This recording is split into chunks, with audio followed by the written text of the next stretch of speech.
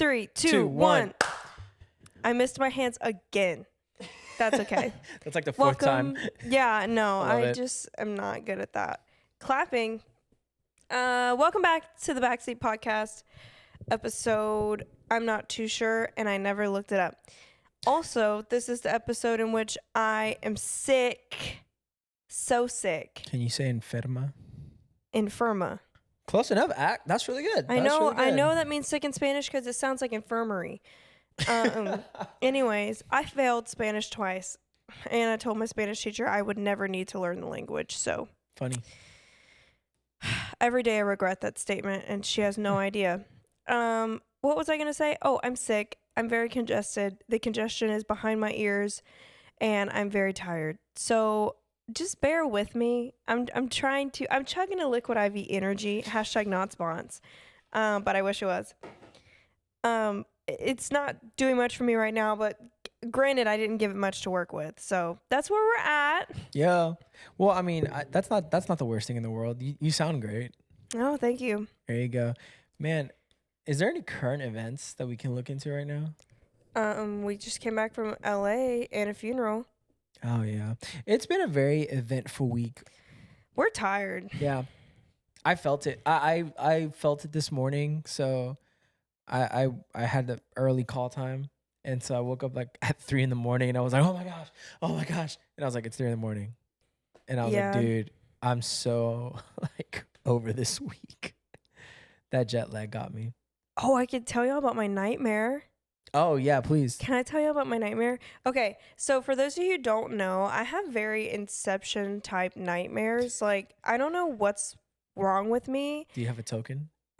No, I do this thing where I like count my fingers. Nice. Because in dreams, like, your fingers look different because your brain is throwing away information. Anyways, or clocks. You can look at clocks. They don't look like normal clocks in dreams. That's what works for me. But no, I have really crazy nightmares. Not really sure what's wrong with me or what kind of mental illness I have, but I'm sure I have one. But anyways, last night I had a very scary dream. I had a dream that I had all of my friends from church together, and I had to rally a team together to fight the zombie apocalypse. Nice. And so basically we weren't allowed to tell anyone else except for our core group of friends that there's a zombie apocalypse and that we're just going to start like unaliving people based on whether or not someone tries to unalive you first. So, like, if someone comes up to you and tries to unalive you, that's a good assumption they're a zombie, and that gives you a license to unalive them to protect them from making more zombies, right? Okay. Well, I don't know why in this dream, I decided to chill back in my room and lock all the doors and, like, close the blinds and pretend I wasn't real and keep Christian in there too and make all my friends fight the battle so that we would survive and, and not have mass casualties. But that's what I did. I really did. No. And so that happened. And then one of our friends from church, man, I wish I could say names, but I can't. One of our friends from church comes into the room and I can tell like she's acting fishy. And so I'm like, okay. And we have like all the arsenal is in our room. So I made us like the arsenal garters. So like people would come in and like grab their defense mechanisms and then go back out. You gave us the cowarding title in your dream. Yeah, it really did. That's crazy. So this person, she comes into our room and like goes to grab more arsenal, but she keeps trying to lure me out with her. Oh. And she's like, I'm going to grab this and this. And I'm like, okay, well, I'll grab this for you. And she's like, no, just come out with me, but I'll hold it. And I'm like, no, I'll hold it and I'll go out with you. But you're not going to hold it and have me go out with you. You can just leave. And she basically was like, no, that's not necessarily. Basically just like fighting with me over this defense item used to defend herself. Trying not to get censored. And finally, through this arguing, I just looked her dead in her face and was like, are you a zombie? And she said yes. So then I had to, take her out because she's a zombie, but all I had was like a chair in my hand, so I had to like blunt force trauma it, you know? And that was really crazy. Wow. Yeah, it Okay. was a really scary dream. And so Wow. then Okay. after that happened, someone else saw me doing that to her and thought I was a zombie and then tried to like take me out, and I had to be like, yo, no, like she was trying to take me out first, right? And so they're like, okay, I believe you. So then I don't know why I decided to leave. Oh, because you left. You had left during that time. Got it. And so I left with no defense mechanism. I left all the arson back. I just up and left you in the zombie apocalypse, man. Well, you went out to go like help take people out. Oh, cool. So I left to go try to find you to bring you back into the safe house. And so as I left, I don't know what happened, but I started just like, everyone kept trying to take me out. So I was taking them out, like left and right, like all my friends. And then finally, the last person I took out was you. Oh, what? And I was by myself, and I realized I was a zombie the whole time. You made a plot twist in your whole freaking dream, bro. M. Night Shyamalan. I was the only zombie. Dude, that's freaking crazy. That's the what's it called? I see dead people. No, I have dreams like that all the time. Oh man, I hope that story made sense. Because I just realized I had to like change a lot of words. That's a crazy dream. Yeah, no, That's a really I woke crazy up, dream. I woke up in a cold sweat and I was literally shaking. And I was like, I can't believe I just took all those people out that I love. Because it wasn't like fake feeling. It was very real feeling. Yeah. And so I was like, I'm a monster. But I didn't do that. And I would never do that ever. It was just a crazy dream. Unless there's a zombie apocalypse, apparently. No, I always tell people all the time, I don't even know why I tried to survive that in my dream. Because in real life, my plan is to just take myself out. Oh, okay. Next. No, okay. We're going to go ahead. We're going to go ahead. In a zombie apocalypse, you try to repopulate the earth? I try to survive as long as I could. Why? Just to be a victim in your own life? Well, because I can. Well, first of all, this is a hypothetical. No, I mean, because I can. I would hate the constant living in fear of having to look over my shoulder. Well, it depends what kind of zombie it is. If it's the Walking Dead zombie, where they're just literally just like, you know, slugging it, I'll be okay. But if it's one of those World War Z, you remember World War Z? Yeah. When they were running around? So the World War Z ones were the ones in my dream. Okay, yeah, no, I'm just going to let it happen to me. I want to be a zombie. I could be a zombie. I think I could be a successful zombie. I could infect a few people. Like, you know, a few. So you would allow yourself to turn into a zombie? Yeah. But like, absolutely. How does that impact your salvation? First of all, if I'm saved, once saved, always saved, right?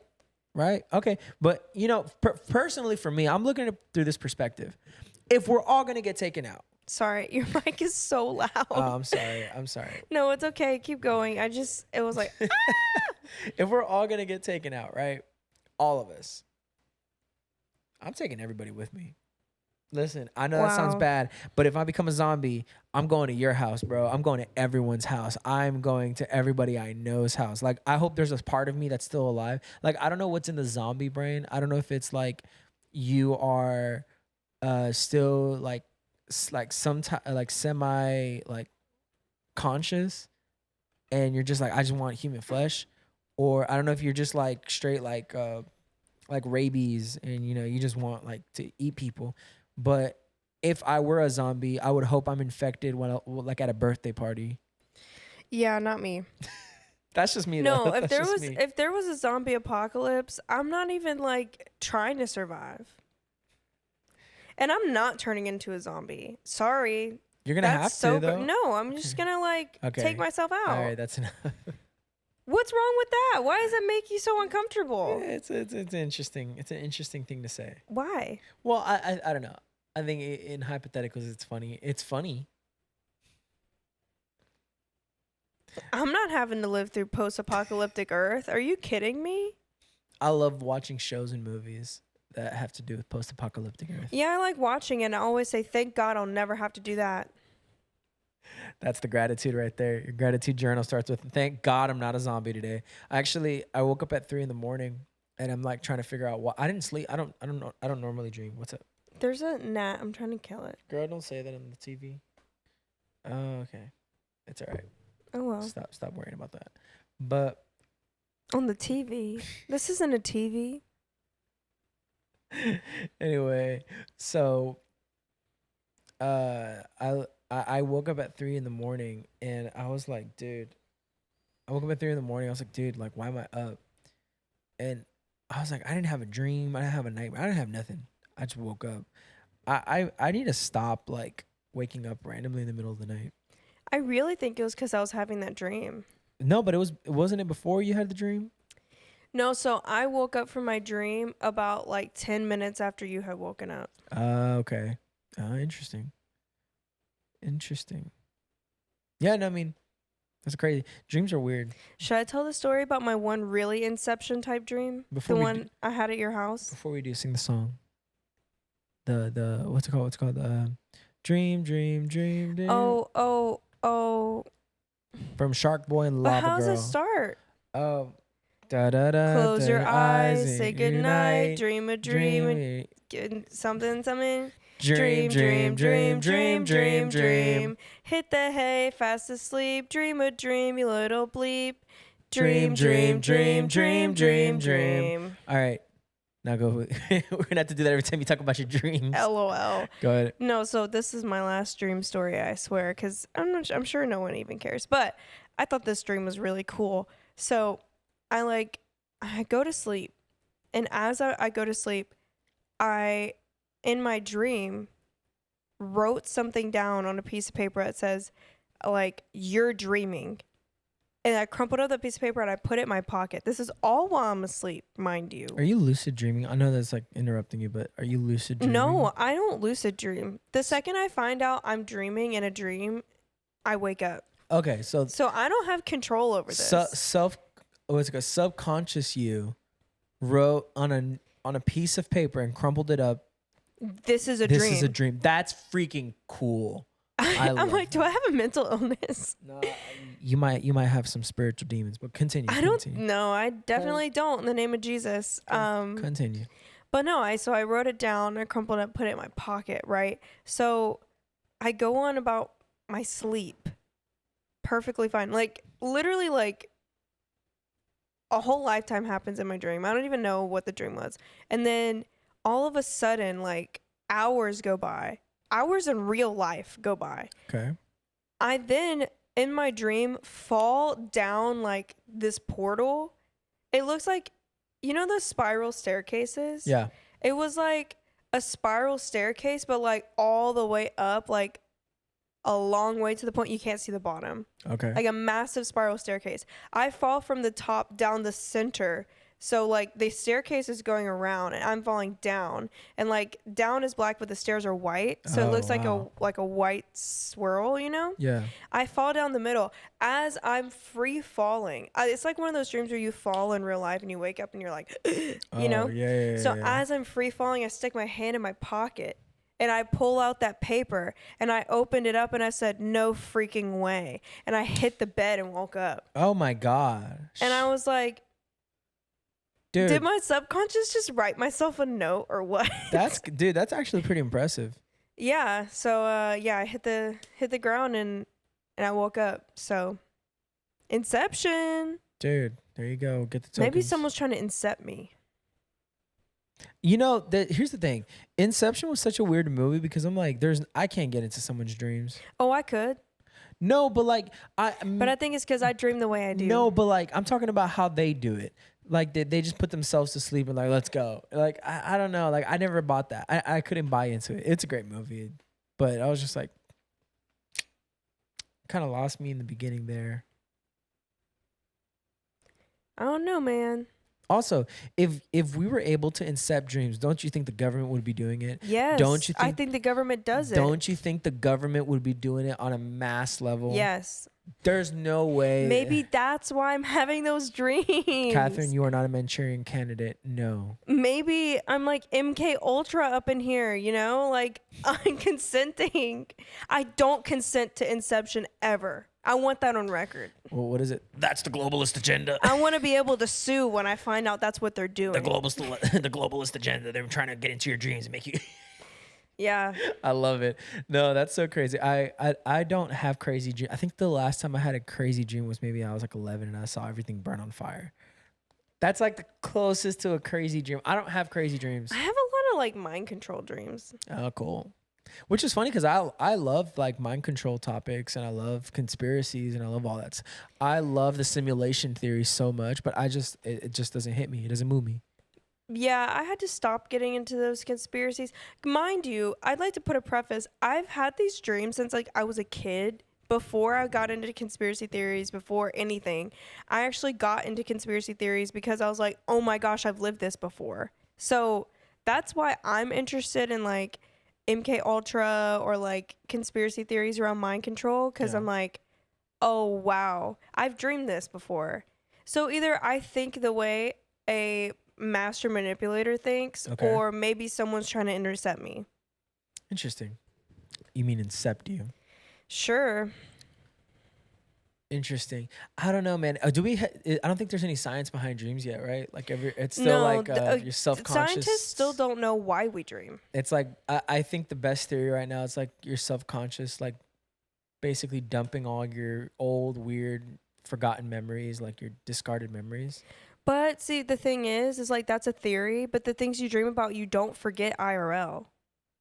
Like, I Well, didn't forget all my friends. I don't know. I feel like my dreams kind of don't make sense. So I'm like, I think that might be real for me, unless the government's trying to accept you and not me. I don't know what they want with me.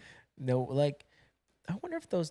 I've always wondered if that's real. If there's a way to what's it called? I forgot what the term is called, but it's when you like you're able to mass hysteria, but like it's organized and planned.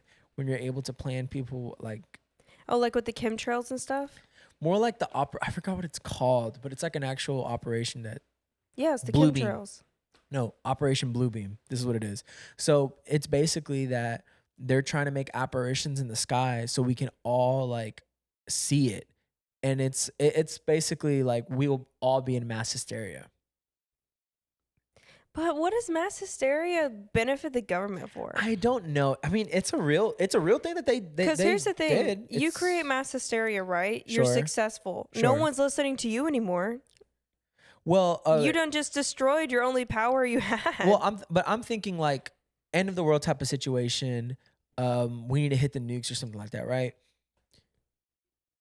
I guess mass hysteria is good for like getting people to not, rise up against you because Well, yeah, it's but I think at the that point it's like propaganda. but it's no because it's different from propaganda. It's basically us seeing something in the sky that our psyche is unable to comprehend, so we all are in the same situation of like hysteria, like sorry, hysteria, History. hysteria. So basically, like you know how like this is true sometimes for me, not really all the time. Maybe not for you, but like if aliens came down and it was an actual real alien, like if you saw like the Zimbabwe aliens or the aliens apparitions in Brazil, like if you saw one of those and it came down like, hey, I'm real, right? And like they're communicating with you, that kind of alters your perspective of reality. If we all did it at the same time, the theory is that all of our perspectives of reality is altered immediately. So if they do something kind of crazy that we all see in the sky, basically we're in a different type of hysteria. I don't think it's mob hysteria where we're all going to be like burning, looting, and going crazy and killing each other. It's more like the hysteria where we're like all like either like super subjugated or super just confused. So that's why I'm like, you know, it's kind of interesting. I don't know how true it is. I mean, I don't know. I don't know, man. Maybe. I don't know. I just don't think that's beneficial to anyone. No, I mean I agree. Most of the things the government does isn't beneficial. No, but I can see the heart behind it. You know what I mean? Like, was MK Ultra ethical at all? No, but I understand why they did it. What's the other one that they did? Operation Wormwood. I love getting Oh into yeah, these. Wormwood. Ah, dude, that was crazy when they gave everybody what's it called? Specific little opioid that got everyone crazy. It was. I mean, I don't know. I think it's kind of interesting when you look at situations like that. You also have to think like, why do it? But also like, you ever okay? So I did real weird deep dives one time because I really wanted to know how old mass hysteria is. There is an old town. I'm butchering the story, but someone's gonna get it right. There is an old town in, like, I want to say medieval slash Renaissance era, where an entire town went hysterical. Like, genuinely, an entire town went hysterical. I think like it was just like it was like recorded to be like a very like scary time. Like everybody was going crazy, and everybody was burning everything. Like it was unaliving everybody. It was super crazy. And so I wonder how old mass hysteria is. And then I looked into the Pied Piper, the guy who plays, like, it's like an old like fairy tale or legend. Peter Piper. Yeah, Peter yeah, yeah. Piper picked a pickle peppers. No. Pied Piper is the guy who played the flute, and all the kids went into his cave. I've never heard that. So the Pied Piper thing, like that you see like in the green with the little flute, he's this like medieval like tale that isn't an old wives' tale. It's a medieval tale. I gotta look this. Yeah, dude up. no, look it up. Wait, is it scary? It's not scary. It's the same. Think Ring Around the Rosie. Oh, Like that's the type of Pied. So Pied. Pied Piper of Hamelin. Yep. The Pied Piper. Oh, he looks like a jester. Yeah. The Pied Piper of Hamelin is German. The legend dates back to the Middle Ages. The earliest references describe a piper dressed in a multicolored clothing, in parentheses, pied, who was a rat catcher hired by the town to lure away rats with his magic pipe. When the citizens refused to pay for his services as promised, he retaliated by using his instrument's magical power on the children, leading them away as he did the rats. The version of the story was spread as folklore as he appeared in writings of John Wolfgang van Goethe. I'm butchering that, so sorry. I'm not educated. The Brothers Grimm and Robert Browning, among others. The phrase Pied Piper has become a metaphor for a person who attracts a following through charisma or false promises.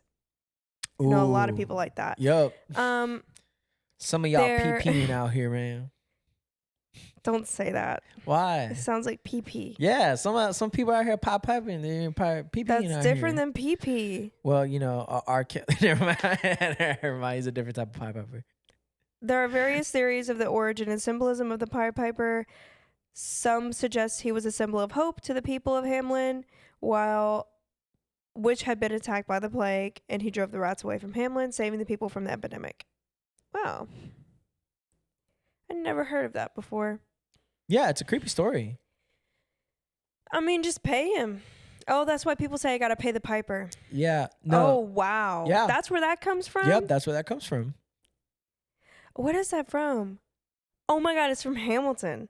Uh-oh, you made the wrong sucker a cuckold, so time to pay the piper for the pants you unbuckled. So, yeah, the Pied Piper thing, it's not true, but the thought of like mass hysteria being that long ago, kind of like leads you to think like, what times in history were people mass hysterically? Also, you've been in situations where you and me have been in situations when people get afraid, they start doing crazy things. And so that's why I'm like, Did you see that video of that plane almost crashing? bro, It was a spirit plane, and someone in the background goes, "Put this thing on the ground." I was love like, my that. guy, he's trying. You're in the middle of the air. Put this thing on the ground right now. No, I can't think about planes like that, man, because we've been in planes too much lately. We've been flying around too much. Go ahead and push that out. No, I'm like trying to suck it back up. Okay, there you go. But no, we've been in planes too much, so I'm like, dude, it's been kind of crazy. I saw that one video of that guy. He's the only survivor. You saw that when the plane crashed and he's literally running from the plane. No. Everyone's like, dude, what? And he's like, yeah, I lived. Dude, that's kind of crazy. Yeah. So Pied Piper, planes. Peter dreams. Piper picked a peck of pickled peppers. Do you think we can all like dream the same dream? Yeah. That's an interesting thing. I don't know if we can. Yeah, in the same way that when people do, I'm like, how do I say this? I'm just gonna say it. Same way people do acid and have the same trip. Oh, okay. But What's the difference? okay, but how do we have? But that I think that's the thing I would like to. I want to hear that from like from a scientific perspective. Like, It's how do because we we have all the have same? shared experiences. So you think shared experience is like 2 + 2 = 4? Like we're all gonna get to the same conclusion, the same type of dream or vision, or Well, okay, like don't do drugs. yep, I've never done drugs, but good. I know this from people who have done drugs. Don't do drugs. Don't do it. It fries your brain. It's D. not good. It's illegal. I won't do drugs. A. I won't Oh, drink alcohol. R. I will respect myself. E. I will educate me. Dare. we never learned the song. I just signed a contract. Yeah, that's because you're from Louisiana. They were glad that you signed the contract to I begin will with. say some of that Dare stuff was propaganda. Let me just put that out there. They showed us a brain on caffeine and a brain on alcohol and then a normal brain, right? And the Oh, okay. caffeine brain was all mush. And I was like, there is no way on God's green earth my dad's brain looks like this if he still operates fully. They brought in an unhealthy police officer for mine to tell us about why they don't do caffeine or eat sugar. And I looked at them and was like, really? You don't eat sugar? Really? You don't need caffeine? You don't need sugar? You see the inches on your back, my dude? Wow. You don't get that from not eating sugar. Calm down. Don't shame them now. I don't know him. I don't know. They're doing great. Anyways, look, I got some inches too. I'm not ashamed. I be eating sugar. I'm sorry. I realized you were drinking. Continue. Look, I be eating sugar too. You can't outwork a bad diet. Okay? That's what I'm trying. I'm doing some stuff. Anyways, what was I saying before that? Oh, shared consciousness. Okay, so here's the thing. There is this belief that That was our ice machine to calm down. yummy. That if you were to do acid, you're supposed to take it at the same time with the Okay. person you're taking it with, because if you take it and then you're 10 minutes in and then someone else takes it, your trips are completely different and at different like times. Okay.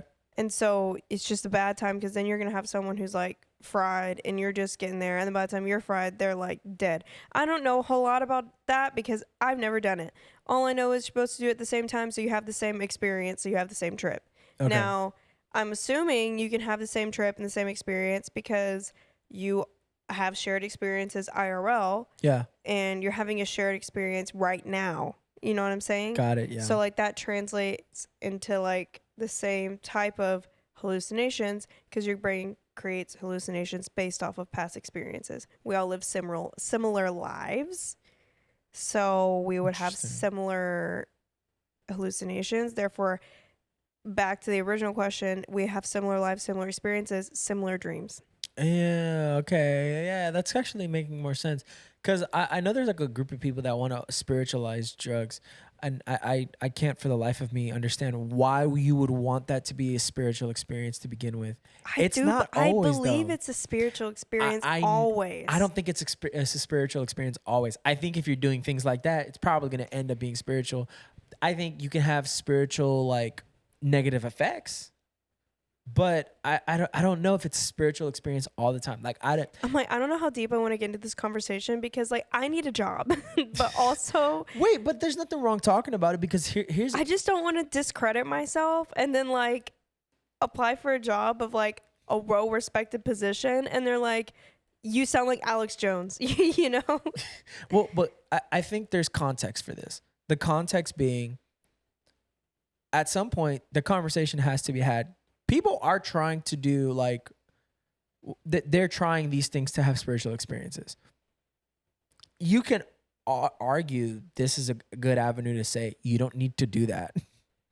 This you could argue there's a easier non-drug having way you're able to have an experience with someone who actually created you rather than a bunch of chemicals that are killing you. So like I would say I think it's a great conversation because I think you've met people at the store. I remember when I was in shout out to DD's Discount. I used to work for DD's Discount. I don't want to shout them out. I'll shout them out. That was my first job. I was working at DD's Discount as a loss prevention, I wasn't stopping nobody. So many people like robbed that store. But I remember I was like loss prevention for D's discount. Lady comes up to me and she's like explaining to me her spiritual journey. And you know, she asked me, she was like, hey, like you have such a pure smile. I've been getting that a lot lately, by the way. But she was like, you have such a pure smile, like, you know, like there's like a good spirit on you. And I was like, yeah, like, you know, I'm a Christian, like, you know, I believe in Jesus. I believe that I'm filled with the Holy Spirit or the Holy Ghost, depending if you're Pentecostal. So yeah, like she's like, I don't subscribe to religion, but I am spiritual. So I can detect these things. Okay. Now, here's the problem that I have with that. The problem that I have with it, and this is why it's all like, it all makes sense. She definitely did drugs.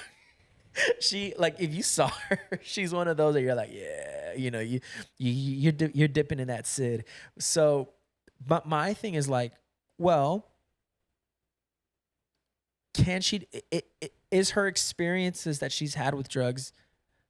Does that count as an experience? As a spiritual experience, or is she having all these negative spiritual experiences that she's like kind of telling herself like, I understand the spiritual realm? Like, I think the problem that I have is that I continue to run into people who are spiritual outside of, you know, God. We'll just go there. I have a lot to say on this topic. Yeah. Well, let me just finish the phrase, and that way you can just go ahead and like get on it. But I've had this conversation where with a lot of people who claim to be spiritual or who I think have had spiritual experiences. However, it's always drug induced. It's always ayahuasca. It's always acid. It's always something like that. And then when they talk to me, they're like, oh no, you don't know what you're talking about because you're talking about God. And I'm like, well, my belief is that, you know, I kind of have the correct spiritual experience. Well, it's also like you should argue, okay, first of all, my belief dates thousands of years, and you just created this belief on the spot. Yeah, like technically so our belief... what's your credibility? From the beginning of time, isn't our whole thing? It's like we're the OGs, you know what I mean? Like, I'm like, even if we're wrong, this religion is still like thousands of years old. Which we're not wrong. At least two. No, I mean, I don't think I'm wrong. I don't think I'm wrong. I would find out I'm wrong by now. That's how I think. But even if you argue, you know, if your disbelief protects you so much, you're arguing with at least 2,000-year-old religion. Yeah. And you think your first time doing ayahuasca in your studio apartment is like the key to life? Mind you, your own experience. And they look down at people who constantly, like, if we're all being honest, right?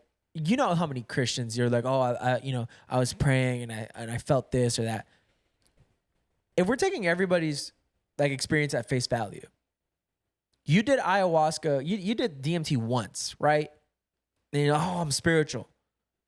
Fam, if that's the case, I've been praying since I was 13 years old. You know, I'm 26. I'm kind of like bred in spiritually then. You know, I'm kind of like a master over you. Like, I'm kind of a wizard at this point. But I don't know. I have a problem with people who are in that place in life, who they want to be, they're so spiritual. I'm spiritual. It's the same with the astrology people. It's the same with the tarot card people. It's the same people with the there's another one, the crystals people, sage people, all those people love you to death. I pray that you're doing well in life. However, having something physical kind of tells me that whatever spiritual experience you're having at best is diluted, or at best has a weird. So I'm going to take us back like 15 steps. Because you were talking about, you were asking the question of whether or not they're having a spiritual encounter or not. And then we just like reared straight into a rant, and I had an answer for you. So I'm like, back over here. Meet me there though. I don't want to rant about these people anymore. What's a question? Wait, what's the question? What's your new question? That's why it was a double parter. It was, are they having a spiritual experience? And the second one is, if they are having a spiritual experience, is it like the opposite, or is it? Yeah, that's what I'm trying to ask. Perfect. I have an answer. Disclaimer, future employers. I'm not weird. I just, look, I don't know what to tell you. I'm just not weird. But I'm about to sound really weird out of context. So, anyways, get to know me, the individual, and then hear me out. Okay. Let me just explain my belief on this. Is purely, I could be wrong. I'm sure someone with a theology degree is going to prove me wrong in like 0.2 seconds and call me an idiot. That's fine. I don't really care. I'm not married to this belief. It'll constantly change as I get older and mature and get smarter. Yeah. But as of today, a theory that I entertain is I believe that anytime you do drugs that are hallucinogenic, you have access to the spirit realm. That's what I believe. But I think the difference because like human beings by nature, because we're created in the image of God and we're full body and spirit, we are spiritual beings. What are you doing? I want to ask ChatGPT, but continue because I am listening. Oh, no, you're good. You just distracted me. I was like, hello? Anyways, so we're full spirit. I'm sorry. Can I finish my thought and then you ask ChatGPT because you're distracting me? Sure, go for it. Because I just lost my whole train of thought. Go for it. I don't know what I was saying. Spiritual experiences under hallucinogenic. You're always gonna have a spiritual experience under a hallucinogenic. Oh, I don't know if always, but I think you do access the spirit realm, and I think that we're created to access the spirit realm under the covering of God because he acts as a filter to filter out like bad spirits, demonic spirits, things that aren't of God. But when you access the spirit realm through another party, like doing hallucinogenics, you open up yourself to all kinds of things in the spirit realm. And sometimes you come out completely fine, and other times you come out possessed. And so I do think it's a spiritual experience all the time because that's why your body gets addicted to it, because you do it once and you're like, wow, that was so cool, because you're back in your form that you're in a distorted version of the form that you once were. Yeah. And so it's like your spirit naturally craves to be there, but it's corrupted by flesh because that's not the correct way to get there. The correct way to get there is the covering of God and like in your alone time praying to God. That also helps you enter the spirit realm with God, in a prophetic atmosphere. But you want to go back because you're like, wow, that was so cool. I saw all this fun stuff. I finally got to escape this like flesh suit. So you do it again and you do it again and again and again. And more times you do it, the more likely you are to get possessed. And the more likely you are to literally freaking fry your brain because your body is not meant to take all the information in at once. Yeah. Now the second thing was that person that saw your aura. Were they really having a spiritual encounter? Yes. Because the enemy will present to you a small little bit of truth around a bunch of distortion and around a bunch of I just forgot the word. I'm just going to use distortion, but there's a better word for it. Yeah, that's good. He basically gives you like a small piece of truth with like a bunch of lie around it. Yeah. So like the small piece of truth is when you involve yourself in the demonic, like witchcraft or tarot cards, which is witchcraft.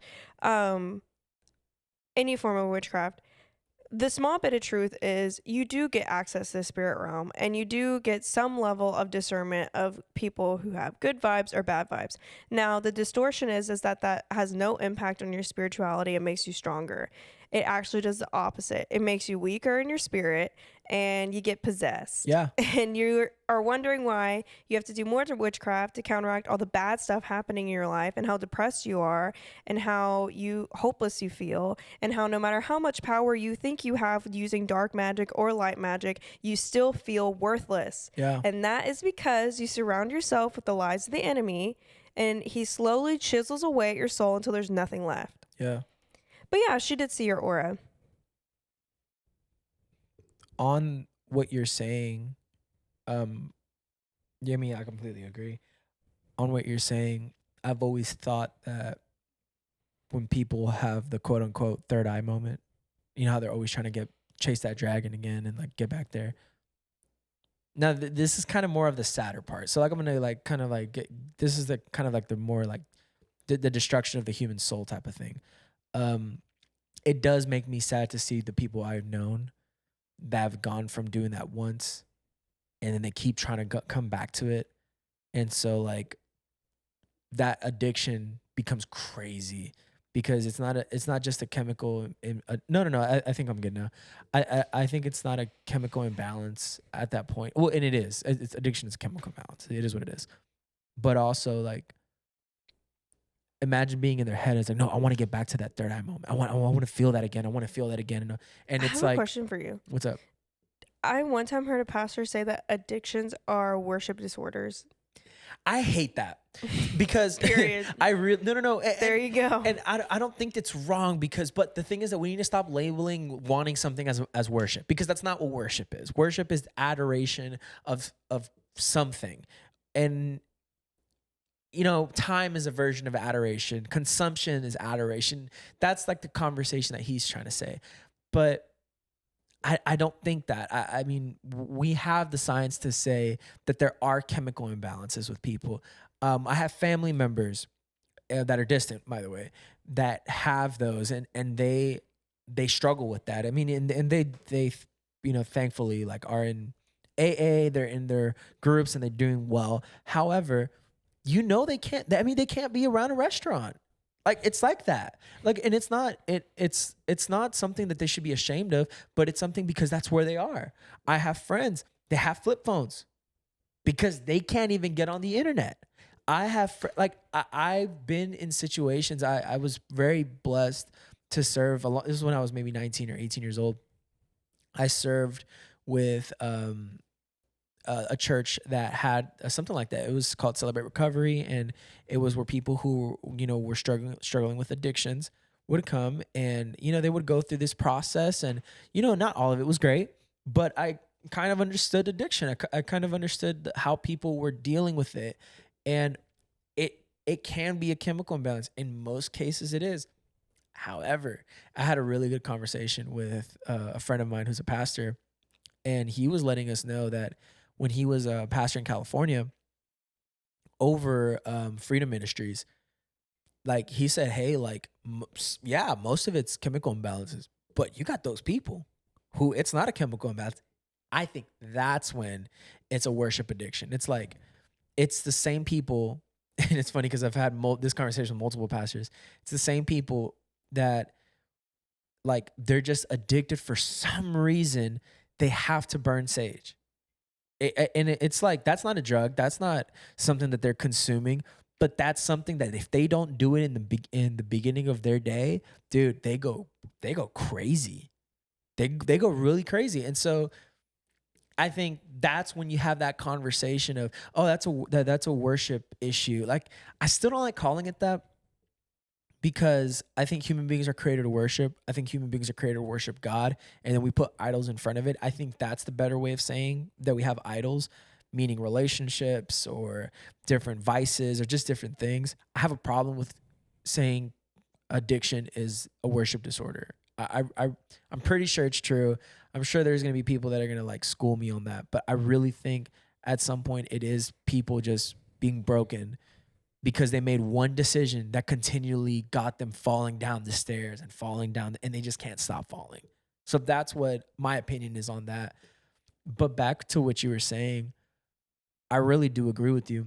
I think just like we're gonna do like a U-turn when you were talking about people who are trying to access spiritual realm, third eye, that type of thing. I like when scripture says that we don't battle with something we can see. We battle with something that's in the spirit. I really don't like tarot cards and crystals and sage and all that stuff. The reason I don't like that stuff is because we believe in a God that doesn't operate in something we see. The reason for that is because we need faith so we can activate something that we can't control, something that is higher than us, because he can give us the power to access it. That's faith. That's faith operating in the spiritual realm. That's why when we believe for healing, people can be healed in ways that doctors can't figure it out, because it's God doing something in where no one could see. So when you have something like a tarot card, you're burning sage, you have crystals, you have something physical right there, drugs, acid, ayahuasca, all of it. When you're having something there, you are literally putting a physical material to something that's supposed to be connected through faith. And I think I have a problem with people who say, oh, well, you know what? Like, you need to pray, or you need to like be with God. Well, you know what? I have this. And it's like, well, yeah, like, of course you need that.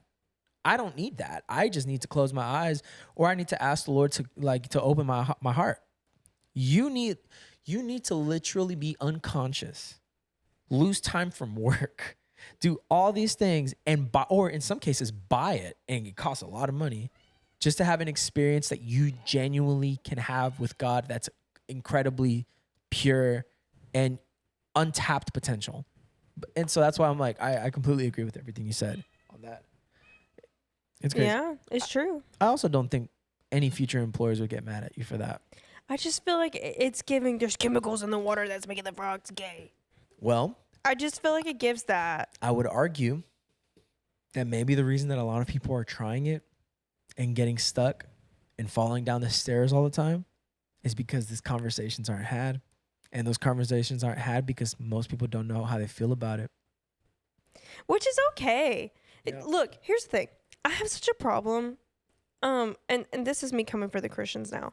I really have such a problem with people who don't know how they feel about something, and instead of like just saying, hey, I don't know how I feel about this, or hey, that challenges my belief in God, or hey, that challenges my worldview, they just are so quick to just shut it down and say, well, you shouldn't even be talking about that, or you know what, well, that's demonic, or you know what, well, you're just wrong. Yeah. And it's like, dude, like, I'm sorry, why are you shutting down healthy conversation? Mm-hmm. Why are you shutting down like healthy pushback? Like, you should want to have conversations about something that makes you uncomfortable, because this is the reality. Yeah. This is real life. You're not going to know everything. You're not going to know how you feel about everything. You may think you know how you feel. You may change how you feel tomorrow. You may change how you feel in 5 minutes. Mm-hmm. But that's why I said, as of today, this is what I think about this. Now, I might stop filming and watch a very informative video about how I'm an idiot, and then I'll completely change my worldview. That's normal. That's growth. What's the problem with that? Do you think you agree with that saying kids are either going to go to a youth pastor or a drug dealer? No. I kind of agree to it, because not the drug dealer part, but I agree to kids are going to go to a role model. They're going to go to a person of higher authority. It's going to be a drug dealer sometimes. I didn't understand your question.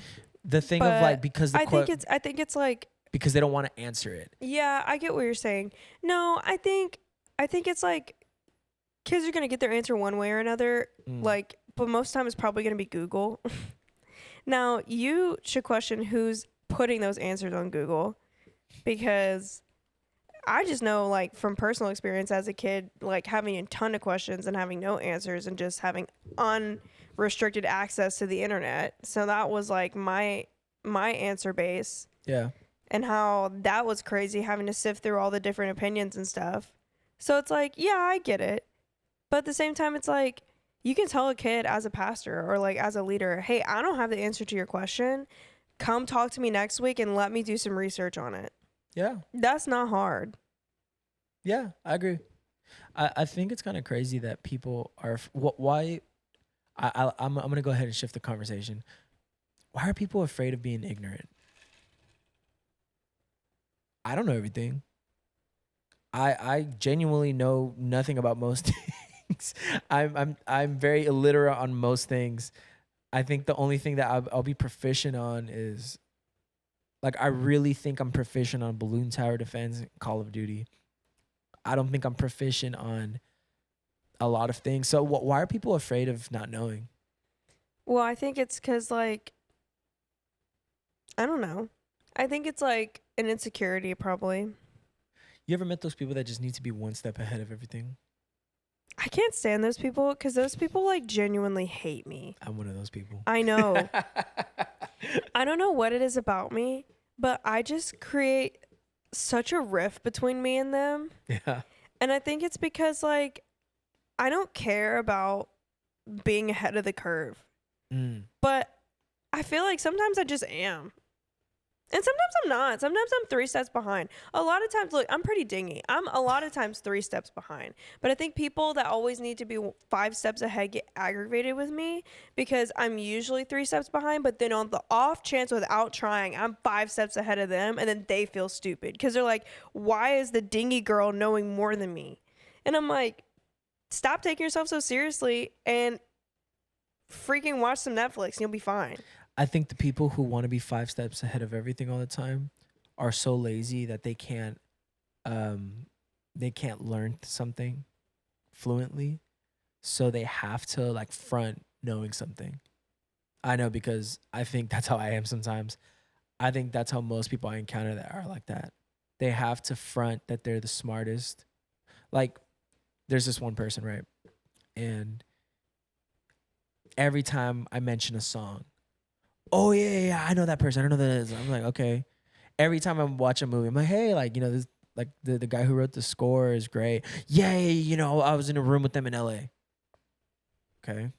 Like it's always I need to be like, yeah, I know about that. I know about that. Oh yeah, for sure, for sure. They don't know those people. And I've done this before where I lied, where I'm like, hey bro, you remember you remember this person that does this? Yeah, for sure. I'm like, yeah. They didn't do that. Just because I like trolling people. But I've realized that because it's an insecurity of mine. I'll be vulnerable about it. My insecurity is that sometimes I don't feel like I learn everything. And so I feel like I want to be 5 steps ahead of something. So like I'll try to like, oh, she's playing with the little. Oh, it's her toy. She's playing with her I little was toy. like, what is she eating? She looks like sorry, brief intermission. You know that part in Ratatouille where they're eating the trash? Yeah, I know exactly. She what you literally mean. looked like that. I think I'll do this thing where Ooh, I'm so sorry. You're falling apart. I am. It's just because my legs started going numb. Keep going. I think I'll do this thing where I try to like we're gonna wait for you to like adjust.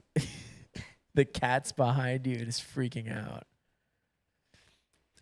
I think I'll do this thing where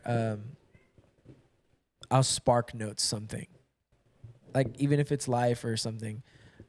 Ooh. There you go.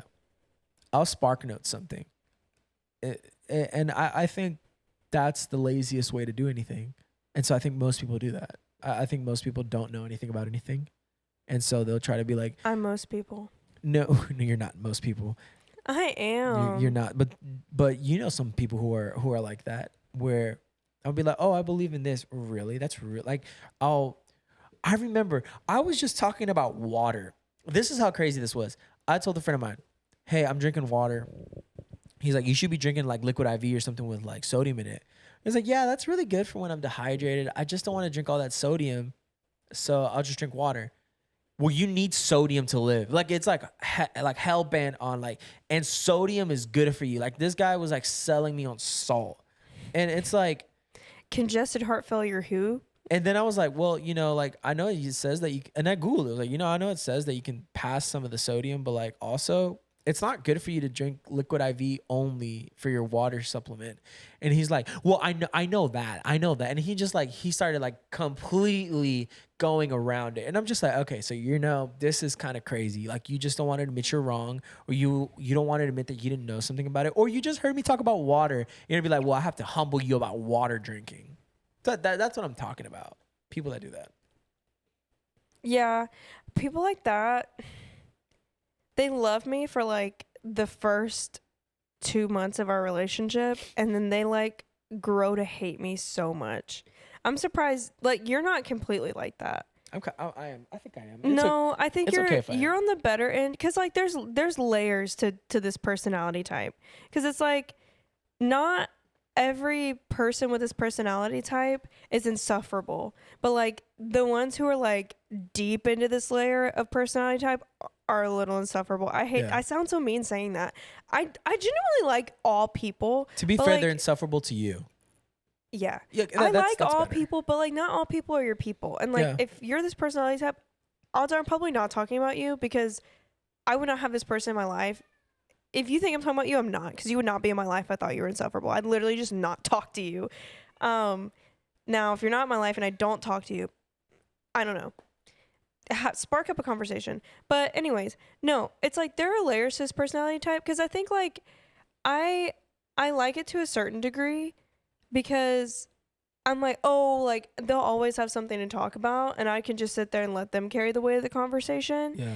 But then sometimes like it comes to a point where it's like completely insufferable, especially if they're wrong, Yeah. because they will never accept they're wrong from someone like me. They will only accept that they're wrong from someone with their personality type. So like because I'm not like domineering in conversation and like projecting as like super smart. I'm goofy. I'm a goofy person. I like to enjoy life. I like to laugh. And so because I find life enjoyable, some people think I'm stupid. And on some topics I'm very stupid. But on other topics I'm smart sometimes. And sometimes I be catching these people with this personality type in a situation where they're wrong, and I know they're wrong because I actually know more on the topic than I let on. And so I try to correct them and they're like, well, you have no idea what you're talking about. And they like immediately try to like steamroll over the conversation. And that is what is insufferable about it. Yeah, I feel that. I mean, I think my worst personality trait is that. I really think so. But I don't think I think like you're not you're on a healthier end of that because maybe you know you could be like that because I don't feel like you steamroll over me. Oh shucks. I don't know. I think Maybe sometimes you do, but in situations it's usually because you do know more or you're just not in the mood to talk anymore. I think it's really it's really because I'm not in the mood to talk Sorry, anymore. there's like cat hair all in the air now. Yeah, we need to go I ahead and brushed her brush like 3 times. She's just shedding right now. Yeah, she's shedding. She's gonna love she's gonna love our future endeavors. But I think I don't feel bad about this. By the way, like I want to kind of like provide context of how I feel about this personality trait of mine. I don't think it's the worst thing in the world. I just think it's funny when I do it because I catch myself doing it. I try to be very self aware.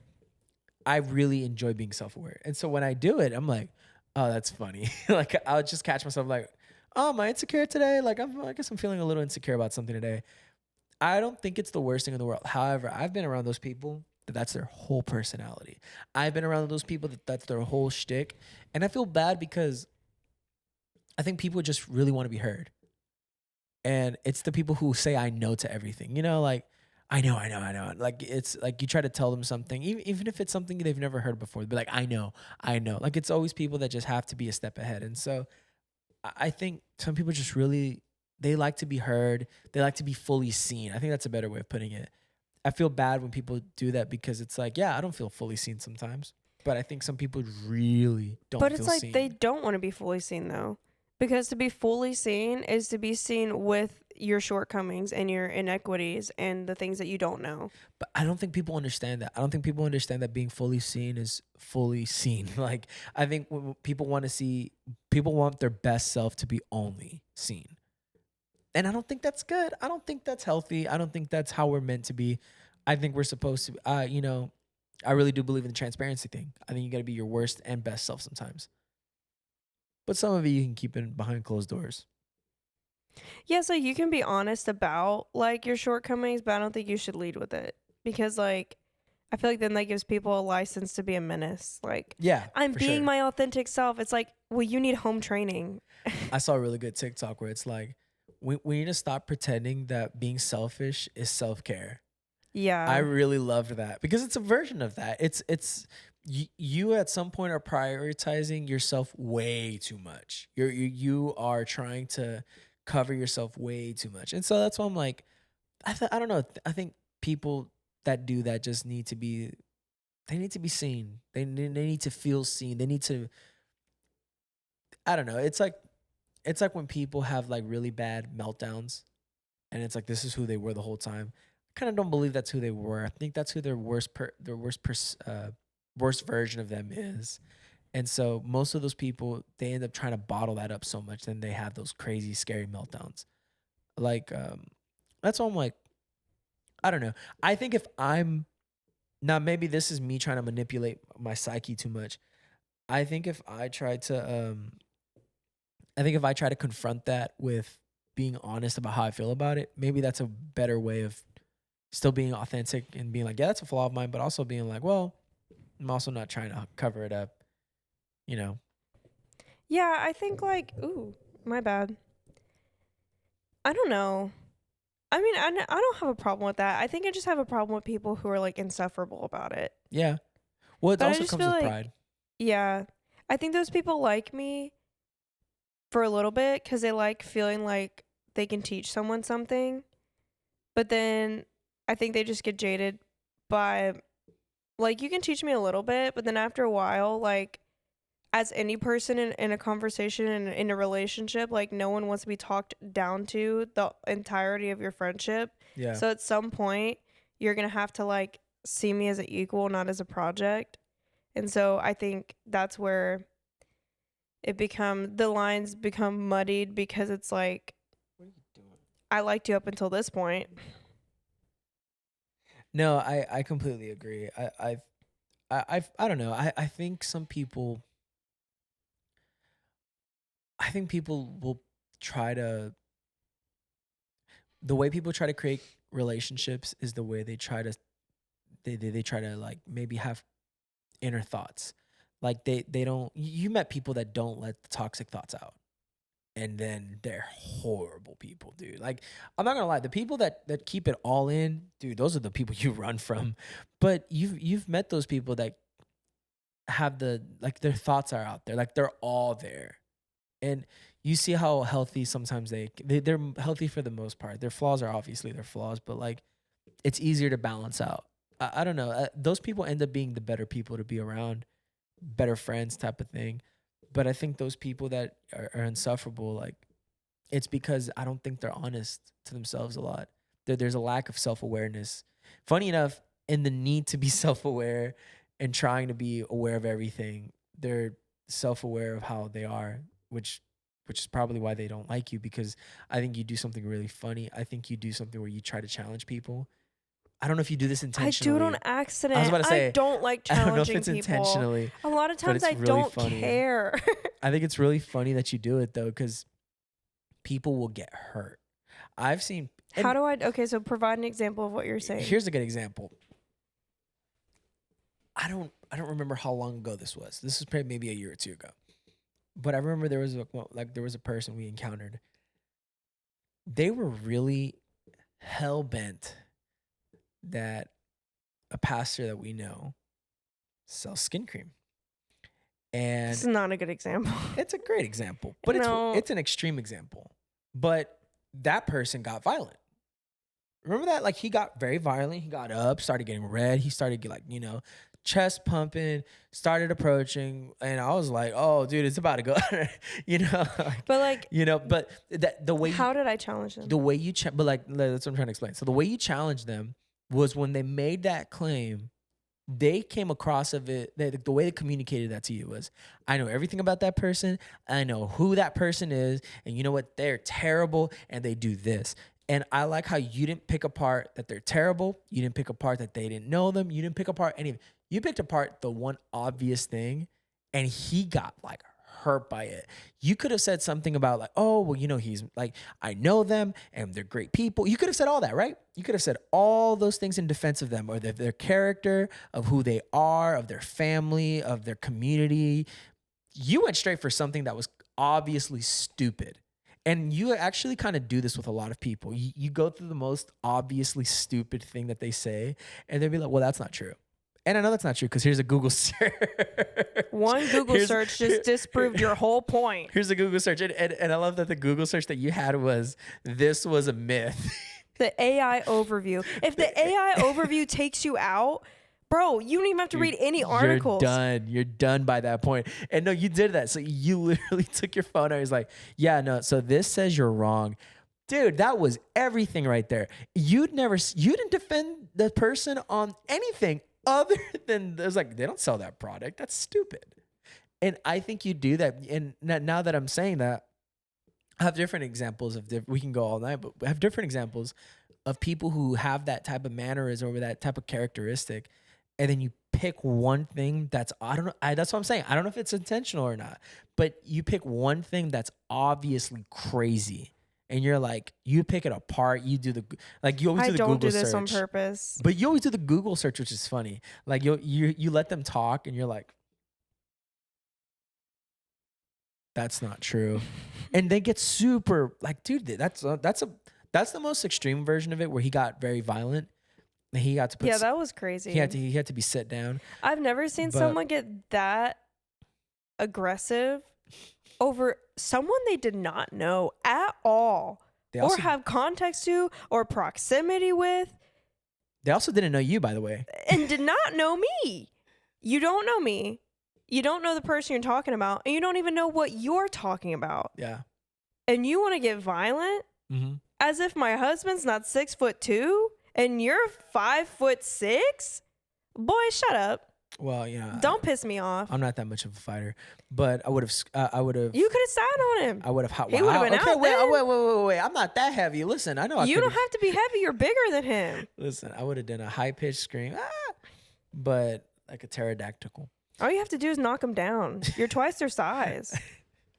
Anyway, but the point of it, I think it's a very interesting thing that you do that. You pick apart someone's argument in the most obvious way. Like, use another example, though. That was not. The other examples get a little too deep, and some people are gonna get hurt. Oh. But that's why I was like, that's a really good example. But okay, there's another person that this was a more intimate one. This person was trying to spill tea, and you without defending the person, without trying to save the person's character or reputation, you literally said, that's not true. I was there. And they're like, what? No. But I'm saying, but that's why they're not hired anymore. They're like, well, that's not true because they're still here. Like it's things like that where you go for something that you know for sure is not true. Like, again, I would say more context, but it gets muddy. So, but that's what I'm trying to say. I think it's kind of interesting that you do that. You have a pattern of trying to get at people's like really weak spots, which is ignorance. And then I think they end up hating you because you end up revealing their biggest fear, being ignorant. I think it hurts more because it comes from me. No, you're kind of smart. But like, You're I pretty don't smart. think smart people perceive me as smart. I think smart people perceive you as intuitive. I think manipulative people think you're dumb. And I think manipulative people get very scared because their whole shtick is they want to be smarter than the next person. And the truth is, they're not that smart. That's why they're manipulative, because smart people don't really need to manipulate. Smart people just do. Now, market manipulation, you have to be smart for that. You know, market manipulation. Oh, market. Market. Like, I heard Mark and manipulation, and I said, who the heck is Mark? Mark, but And why is he partnered with manipulation? market manipulation, that's something you have to actually be really smart at, and how to manipulate and get away with it.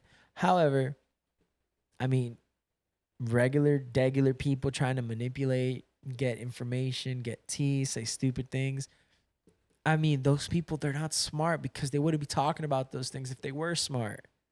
Which is why I'm like, that's why they probably don't like you, because manipulative people don't like to be humbled by people they think are not as manipulative like they are. I hear what you said. I heard what you meant to say, not what you said. I've also been up since 6 a.m.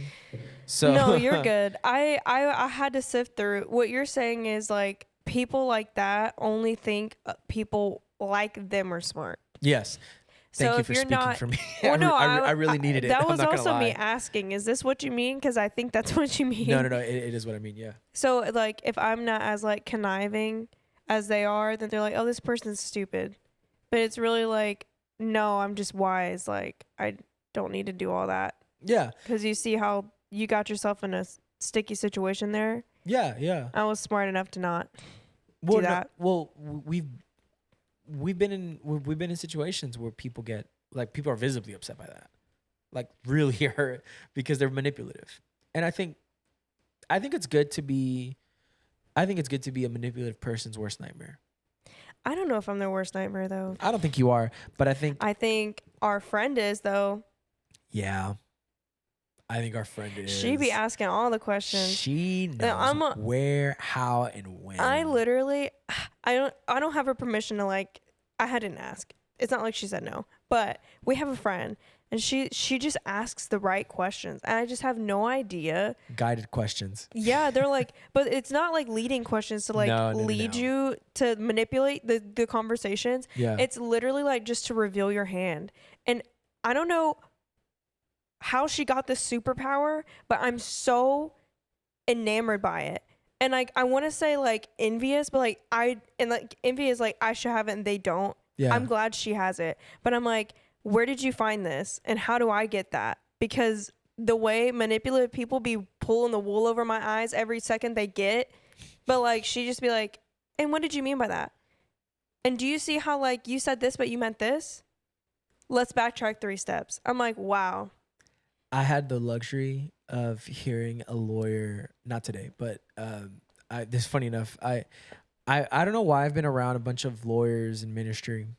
That's a really cool thing for me. But funny enough, today, I a lawyer was preaching, but that's not the lawyer I'm talking about. There was another lawyer that I was around when he would ask questions to people. Like he talks about like, hey, when I ask people questions, I'm so like, he has such a method of how he asks. I don't know if that's how our friend asks, but that method was crazy of like, it's lawyer talk. So what did you mean by that? And it's, I don't know if it's just trying to get your full point. I don't know if it's trying to get an answer that they crave. I don't know if it's like something weird, like some like telepathic way of being like, I got you. I got your hand. I know what's behind you. Lawyers stress me out. I love lawyers. We need them. She would have been a good lawyer. No. She would be a good therapist. A good therapist. Oh, therapist. That's another one. Well, we've been here for a minute. We still have a little time. We have a little time? What's another fun thing we can talk about?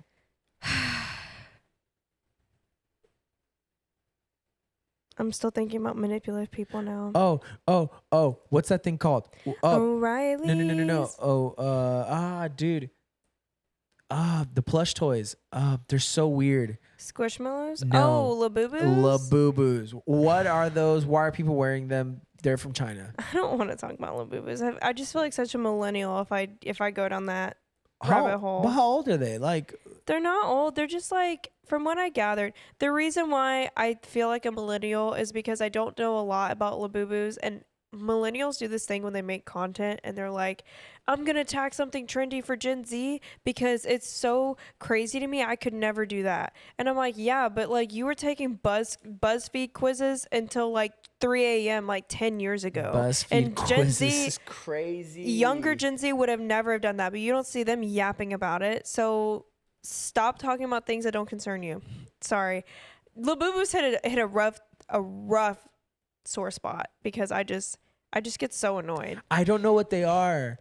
They're That's the little like. keychains. They're That's literally what the I'm like. keychains from that monster from Where the Wild Things Are. Oh, I love Where the Wild Things Are. And so all the Christians are like, LABUBUS are demonic because it's a demon. Because like technically you could say Where the Wild Things Are is demonic because like they're his hallucinations. No, don't make that I love the movie. I love the books. No.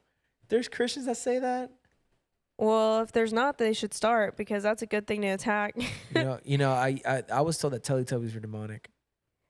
Why? They literally have no origin. To this day, I do not know. Barney too. Barney, Teletubbies. Barney's a dinosaur, and Yep. dinosaurs are in the Bible, and they're not labeled as demons. They're labeled as real creatures. So not sure how he's demonic. I don't know. Well, I don't even think it was that. I think it was like something else. I did hear a conspiracy theory about how Figment is demonic, and that makes me so sad because I love Figment. What's Figment? I think you were the person that told me he was demonic, so I'm gonna tell you, and then you're gonna agree, and I'm gonna get sad. Figment is a Disney character, and he's a dragon, and he's a figment of your imagination, and he teaches you about life, like colors and things like that. And there's a ride in Epcot in Disney World called Figments. Actually, I don't know the name. It's a Figment ride, and it's so cute. Ow! She scratched me. I don't think that. Why would I think that's demonic? It's not demonic. I had a little Figment charm on my backpack, and you told me he looked like a demon because he had horns and he was a dragon. Okay. Well, Yeah. Ease up on my guy Figment. I love him. He's so pure. What was the one show about the talking dragons and the kids? Oh man. Dragon Tales, Dragon Dragon Tales, Tales. Dragon Tales. Dun, dun, Funny dun, enough, dun, dun, nothing dun. about Dragon Tales. Funny enough. They better leave Dragon Tales alone. I like Dragon Tales. It's a good show. What was that show? I don't think you know it, but it was on Cartoon Network, and it was like a chalkboard, and they drew on this magic chalkboard and then erased it. And whenever they erased it, it went somewhere. It was like an imaginary land, but it was real. Oh, what? Oh my God, I'm gonna look it up. Cartoon. I don't think I watched enough Cartoon Network as a kid. I wish I did. I would have enjoyed it. I'm trying to think. I just remember Samurai Jack and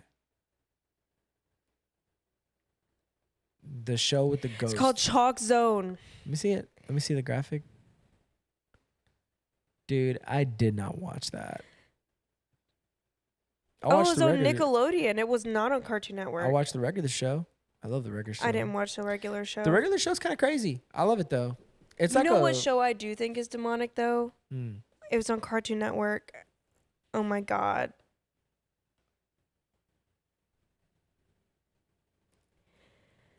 It's that meme. It was like unacceptable conditions. Unacceptable. Oh, dude. Adventure Time. Adventure Time. Adventure Time. I, as a child, I had something in my spirit did not feel What right do you watching mean- that show. What do you mean by demonic? I don't know because I haven't watched it. Every time, even as an adult, every time as a child, I would sit down to watch Adventure Time. I would get overwhelmed with the feeling of anxiety. And it's not like I was afraid of the show. Like, I watched things with similar animation style. Like Chowder, I felt like had a similar animation style. Yeah. I watched things like Steven Universe. So like I watched things like that Hate like Steven Universe. you know that had similar like plots, I guess. I don't Sure. even know if it's a similar plot. Sure, I But get every you. time I tried to watch Adventure Time, I felt this feeling in my spirit. And as a kid, I didn't understand it. But as an adult, I'm like, hey, discernment. I literally felt something in my spirit say, turn it off. This is not good for you. Really? Yes. I Like never felt that about Adventure every time a commercial would come on, I would make an active decision to not watch the commercial. Every time, like, even as an adult, like, I try to go back and watch it because, like, people as adults, like, find it funny too. It's, like, one of those cartoons that, like, adults like. Sure. And so I went back to watch it as an adult, and the first episode, I watched, like, 5 seconds of it. Something in my spirit said, turn it off. It's not good for you. And I had to turn it off. Dang. And I don't even know the premise of the show. All I know is that meme is really funny. And like it has colorful imagery, so like it's something I would be interested in, but I'm not allowed to watch it for some reason, and so I can only assume it's because it's demonic. Same thing with Gravity Falls. I've Gravity heard that Falls about, I've heard is that another about one. Gravity Falls. I watched a little more Gravity Falls. I like Gravity Falls, but it's one of those things that like I like that I shouldn't be watching. Got You it. know, like Yeah. like every time I watch it, I have like nightmares for a week straight. Different than my Inception nightmares. I have like actual scary nightmares. Got And it. it's like one of those things where it's like I'm interested in this, but every time I put it on, something in my spirit is like, you know, this is demonic, right? You know, And then I watch it anyways. Here's what's weird. I don't feel that about a lot of shows. I don't feel that about American Dad. I don't feel that about Rick and Morty. Rick and Morty gives me that feeling too. Rick and Morty. Okay, so here's the thing with Rick and Morty. I think It's up there with it. I think I view Rick and Morty as a show where people like they just love being disrespectful about God. And I mean, you know, here's the thing. That I don't know if that bothers me. That doesn't flame I me. think That doesn't things like inflame that. me. I think things like that bother me. Well, they're like not. deeper. I don't know. They're not Christian. Like I put it like they're not Christians. Well, You're no. joking about something you don't understand. I can have grace for that. Here's the thing. I watch Rick and Morty. Oh, I like Rick and Morty. nice. But I get that same feeling. I think also it's like just because I have this like I think as a kid I had to listen to this feeling a lot more Got it. because as a child I recognized that I was spiritually susceptible because I was a child. Like I just knew that. Okay. I don't know why. No one taught me that. My parents literally told me that like ghosts were not real, like demons were not real. They literally were just like, Yeah. you're not really seeing this. Like this is fake. Go to sleep. Okay. So it wasn't like they taught me I was spiritually susceptible. I just like had this thought in my head where it's like, you need to guard your heart because you're spiritually susceptible because you're a child. Okay. And so I think I had to listen to that a lot more as a kid, where it's like, don't watch this, it's demonic. Don't watch this, it's demonic. Whereas like as an adult, I understand I'm covered by the blood of Jesus Christ, and Jesus Christ. no weapon formed against me shall prosper. And literally, like, because of that covering, like, I can watch Annabelle and be fine. Yeah. But like that doesn't mean I should. Okay. Because me personally, my mind would not be fine. It would scare me. But like I can push past that with certain things, and Rick and Morty is one that I do push past that thought to watch, because I also like that it kind of challenges me, because it's like, I don't know if that makes any sense. I realize I'm talking a lot and I'm saying a bunch of hot air. I'm like, it's because we're an hour and a half in. We're yapping a little bit. I love it though. Well, let's finish our thought on this, then we can cap it. I want to go back on the Gravity Falls and Adventure Time of it, because I think I know what you mean about Rick and Morty. I think Rick and Morty is a different conversation. It's like it's one of those things that like, because it's intentional. I push past that feeling because I think I don't get a hard no from God. If I ever get a hard no, then I'm like, I can't do it. But it's like one of those things that's like, guard your heart. And so I push past that feeling, because usually if I have that feeling to guard my heart, I just don't watch it in general. Okay. But I push past it on some stuff because I think this will challenge my worldview. This will give me a unique perspective that I probably won't get unless I watch something like this. So that's why I think it's worth it with Rick and Morty. Also, it doesn't give me nightmares. It just leaves me with a funny feeling, and I just gotta like have a palate cleanser before going to bed, and I'm good. Okay. But that's why Rick and Morty's a little different than like Gravity Falls. Also, Rick and Morty's not geared to children. Yeah, and that's something I have a problem with. See, that I think that I get where you're coming from. That so that's my thing with Rick and Morty. It's intentional in being sarcastic and trying to like shame things and like crap on things. I think when you feel something about something that doesn't have that intention at all, like for example, I don't believe all spooky things is like evil. I just don't. Like, evil. But you know what? The new SpongeBob things, I don't feel good about it. The newer seasons.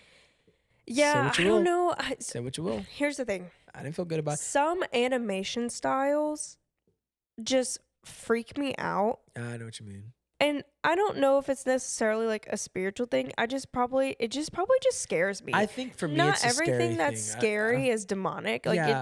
it's just something that I don't prefer. You know? Yeah. So I know certain. Sorry, I gotta sniffle. Okay, I'm drowning in my own snot right now. Certain animation styles give me that feeling, and the new SpongeBob has that animation style that just makes me feel uneasy. So I don't know if I don't feel good about watching the new SpongeBob because it's demonic, or if it's just because I really don't like the animation style and it freaks me out. Yeah. Like Smiling Friends is another one. Smiling Friends. The animation style. Yeah, I know what you mean. And just like, I just feel like that show is just so ominous. Like it just doesn't sit right with me. Yeah, I know what you mean. And so I can't watch it because it just like freaks me out. It's not even like the content of the show. It's the intention. Like the intention was to give you that feeling. It's just the vibes it gives. It's just like, oh, I don't want to watch this and I have free will. I don't really feel that about anything. There is a meme that I feel that about. Funny enough, it's like a random thing. I know the meme you're talking about. Yeah, and I'm not gonna like. And I don't get that feeling for that meme. Funny enough, and I'm not gonna bring that meme up. But all I'm gonna say is like, I don't really feel anything other than that. I've seen the whole thing, and I just like, man, that thing really shook me. That's why I'm like, I don't know if I feel that about anything. See, that your version of that meme is Adventure Time. That's so crazy. See, I never cared about Adventure Time. Like I never the vibes watched... I get from Adventure. I mean, I'm like, should I try to watch it after this just to see if I'm just crazy? We can try. Sometimes, the vibes I get, I'm just like, this was meant to confuse the kids, like spiritually confuse them. Ooh. And I don't know the content of it, so I could be completely wrong. It could be like chowder and just like nonsense. Do you think? But I just get that vibe. Do you think you could have had a weird vibe when you were a kid and it just stayed there? Probably. I should probably reevaluate it as an adult to see if that's really the intentionality behind it, or if Yeah. it would have just spiritually confused me as an individual, and I just like was like, I hate this show. So I should probably reevaluate. We're gonna watch Adventure Time after this, and There you go. I'll reconclude next episode if I still think it's demonic or not. But I just know as a kid, I got a hard no. And I could watch Danny Phantom, I could watch Danny Phantom's Scooby Doo, I could watch all kinds of stuff. But Adventure Time, not one. I even watched Courage the Cowardly Dog. I love Courage the Cowardly Dog. And that show was creepy. That show was That was a creep. As an adult, I can't watch it. It freaks me out. Flan. Return the Slab. I love that one. It creeps me out. But like, I loved that show as a kid. Yeah. But Adventure Time, wasn't allowed to watch it by myself. My parents let me, That but show I just didn't allow myself. That show Same just thing. freaked you out. Gravity Falls. I watched it because I would push past that feeling, and then I would have anxiety attacks. And I think it was because I pushed past that feeling and watched it either way. Interesting. What an interesting podcast we've had. Anyways, imagery in kid shows is wild. You know what? Maybe I don't want to sound like I'm going through like leaning one way politically. I really don't. But it's kind of crazy how people really try to capture the attention of kids. Oh, well, yeah. I mean, It's that kinda could go both ways. Yeah. On both sides of the spectrum. It's like, you know, if you just got to watch what your kids are watching. And if it supports an agenda that you support, then that's fine. I don't even like that. I don't even Well, want. because some people argue that VeggieTales is indoctrination. Yeah, but I mean, okay, sure, you can argue that, but VeggieTales is like, you don't have to watch VeggieTales. Most teachers don't put VeggieTales. Like, I think I don't know. I think VeggieTales is not a good example. I think I have a problem when you're trying to market something to a kid and you're really trying to get like Oh, it's like rated E for everyone, but it's like not. Yeah, no. See that's when it gets me. I have a and I don't care what side you're on. VeggieTales, you know what you're getting. These are vegetables that believe in God. Like it's when something's confusing. That's what it is for me. And that's why I'm like, don't know if I like that. I don't care what side you're on. I don't know if I like that you're trying to intentionally program a kid to think some type of way. For the longest, my parents thought that was Harry Potter. My parents thought it was Harry Potter. My parents were like, if my kid watches Harry Potter, they're going to teach her how to cast spells. Which is funny because I read a Harry Potter book. I like Harry Potter. I read the first book and was like, loved it. I probably would have liked this 3 years ago, but the fad has passed me. This is boring. I was never really into it, but I didn't feel indoctrinated or confused. I just was like, oh, this is not real. Yeah. Fantasy. I don't know. Anyways, if you're a parent, watch what your kids are watching. That is a responsibility of a parent. Don't get mad at the producers of these shows. You need to get mad at yourself for being lazy and not watching what your kids are watching. This goes for anything. Your kids can get into anything, and they can get into some really crazy stuff because it's available to them. And you need to monitor what your kids are watching, do a little research. In most cases, you make it available to them because you pay for it. Yeah. I mean, I'm just going to, it's the truth. The truth is the truth. Know what your kids are watching. Yeah. And if something makes you feel uncomfy, you don't have to do it. You could just not. All right. Let's go ahead and end it right here. You got something to say, Stormy? Stormy. All right. We're going to call this one. Oh my God, I'm yawning. Sorry. We're going to call it? Yes. Let's call it. See you next time. Bye, everybody. I have to use the bathroom. I want to go to sleep. I have a headache. My head hurts so bad. I hope I don't have a nightmare tonight. I probably won't. All right.